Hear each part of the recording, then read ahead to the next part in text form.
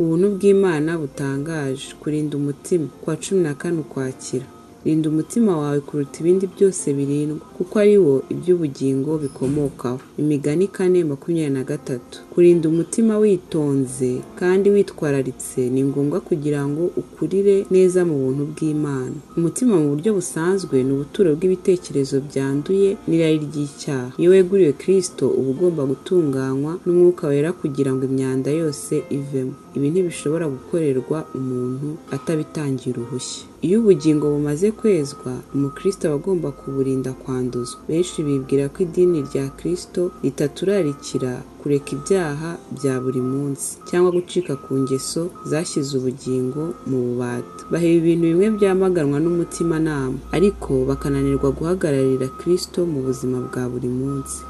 Ntabwo bazana imico ya Kristo mu rugo babamo. Ntabwo bagaragaza ubwitonzi mu guhitamo amagambo bavuga. Kenshi cyane amagambo y'umujinya n'amagambo ateye ubwoba aravugwa, agakangura ibyifuzo bibi by'umutima w'umuntu.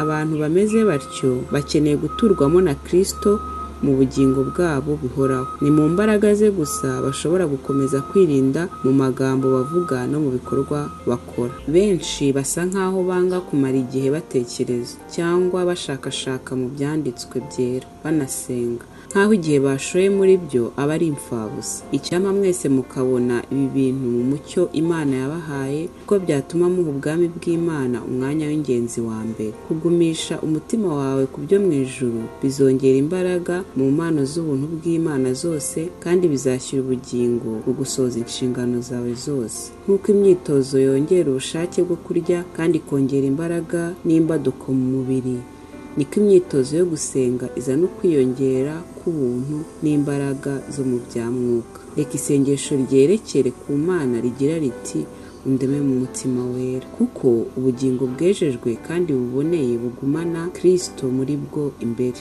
kandi mu bukungu bw'umutima ariho hazava iby'ubugingo.